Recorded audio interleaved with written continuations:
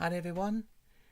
Yep, it's Toku time once again, and this time there is no error of mistaken identity with this. I'm pretty sure I know what this is, because it's the only other thing that I've ordered and it's still left outstanding.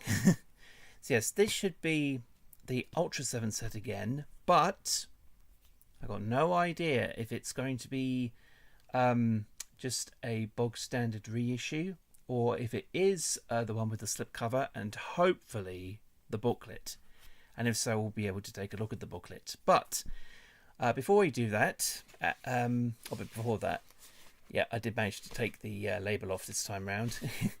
But before we open up the package, I decided to make the length of this video even longer, increasing it, extending it. Yeah. Again, this is unscripted as always.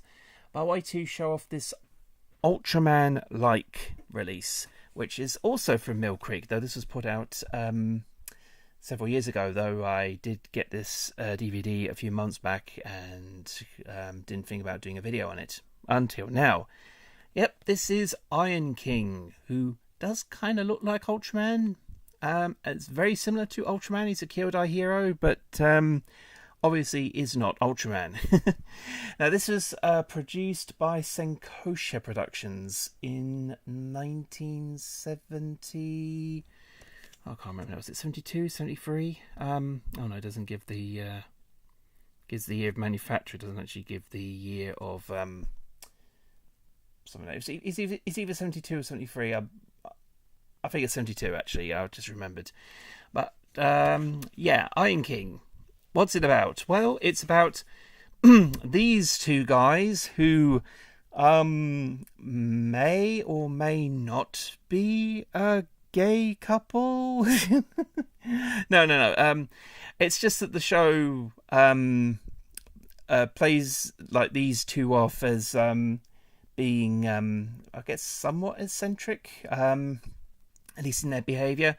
But really, they're both agents for the Japanese government, because this show has not one, not two, but three different organisations of sorts wanting to try and take over Japan and the world. But mostly Japan, obviously. Yeah, but unlike, say, Jamperson, yeah. Sorry, I keep using the Japanese pronunciation of that. One of Toei's Metal Hero series, where an episode, all the episodes will just go back and forth between the three different organisations they fight against. In this, the organisations actually come at them one at a time, and it's stretched over 3 story arcs over the course of the 26 episodes. But yes, there's the Shiranui clan that they face off first, who apparently is based off a race of indigenous people in Japan, or loosely based on an indigenous group of people in Japan who wants to topple. Yeah, so I'm just trying to remember who they want to topple the Japanese government, essentially. And then there was the second group is something or other militia. I can't actually remember. I think they're probably based on another group, and they also want to take over Japan. Both of them use giant robots to try and achieve their goal. And then the third one is aliens. Can't actually remember who they were called, but yeah, they were wearing like white face masks and pilgrim hats, and yeah, it's a thing. Oh, dearie me. But yeah, this is of course put up by Mill Creek several years ago. This was 2011. Oh, so yeah, this was well over a decade. Yeah, this was when they were pulling out a few other shows. Another one they put out was Red Baron, the giant robot tokusatsu series, which, like this, you can also find on DVD if you know where to look. Yes, yeah, the main characters, Gentaro, this guy, yeah, him. What was he? Dresses like a cowboy, acts like a loner cowboy. He's got a whip, and apparently he is super awesome when it comes to extensive fight scenes, and yeah. But you're probably thinking, oh, wait a second, so that must mean he's Iron King, right? Nope, It's this guy who's Iron King, Goro. Is his name? Looking at the thing. Kentaro. Yeah, Goro. Yeah. He is actually modified into a cyborg by a professor and transforms into Iron King. Though very similarly to Ultraman, has a time limit, but not because of lack of solar energy or because of a polluted atmosphere or anything like that. No, it's because he's running out of water. Yeah, his main source of energy is water, and oh damn it! Whenever he reverts back to human form, he's like, "Oh, I'm thirsty. Oh, I must have water," and he tries to get as much water in as possible. But that's good though. It's important to stay hydrated. So, yeah, quite an interesting series. Oh, yeah, to try and help with with the potential situation between these two, the show often gives them a female companion. And I think, I don't think it always happens, like they fall for, like, Gentoro or something, or maybe at times even with Goro, but, yeah, usually something happens or whatever, or they just in the case of Gentaro here, he's meant to be like he's really meant to be like a cowboy who's married to duty, as it were. Not to Goro, but to duty.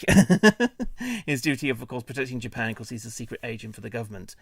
So yeah, obviously they're not against women, even though this was a product of the time. So yeah.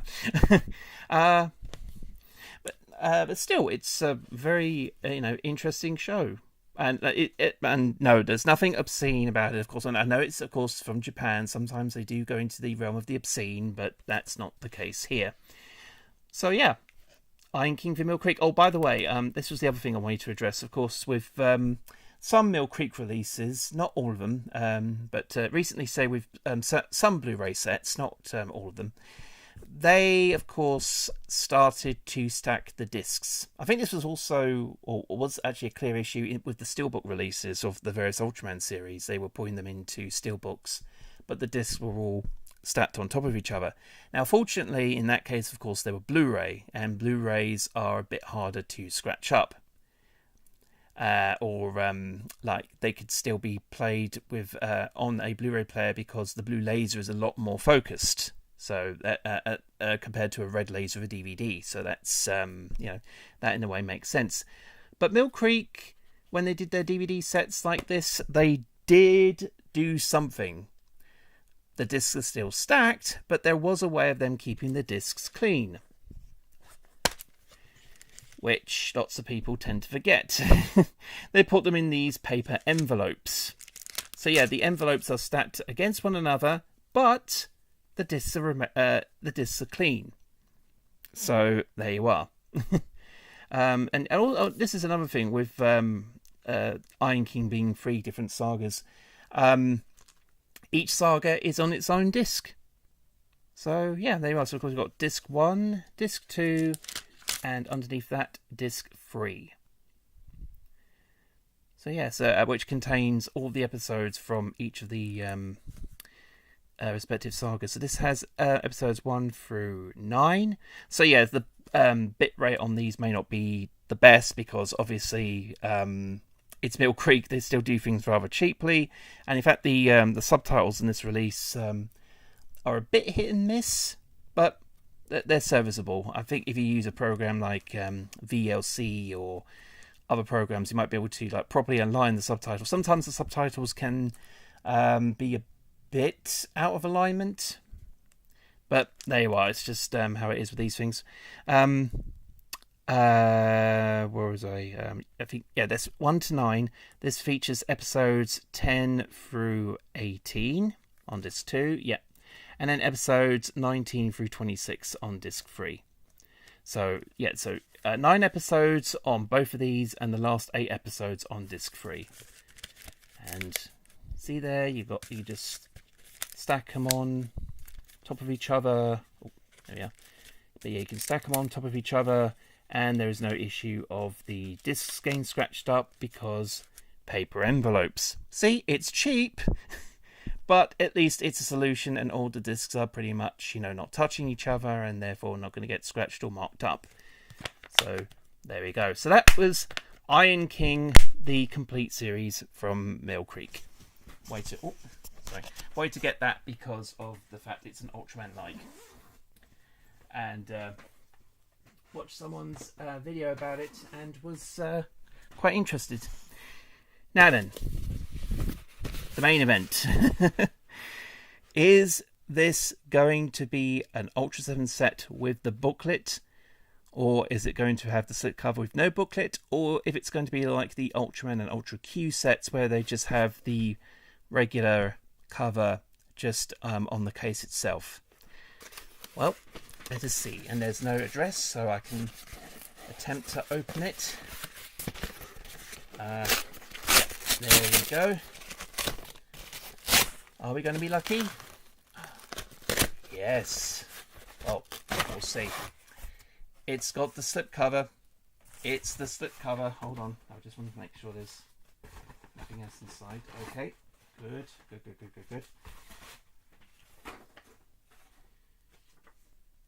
Yeah.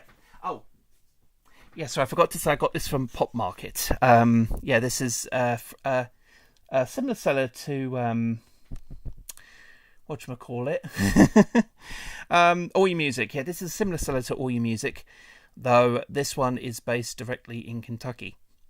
So there we are. So yeah, we've got Ultra 7. It's in the cellophane, but does it have the booklet? Please, they have the booklet. Okay.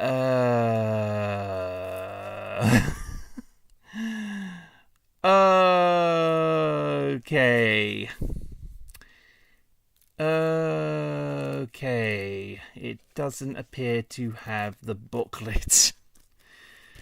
It's, yeah.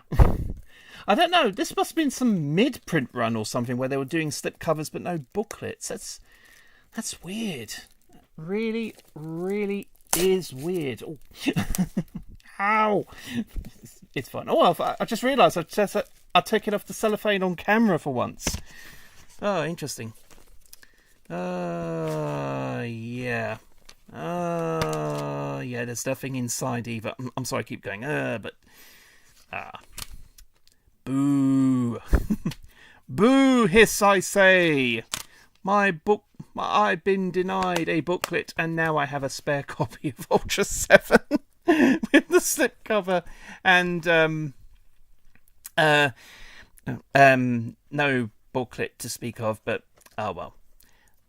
That serves me right. It's okay, really. It's fine.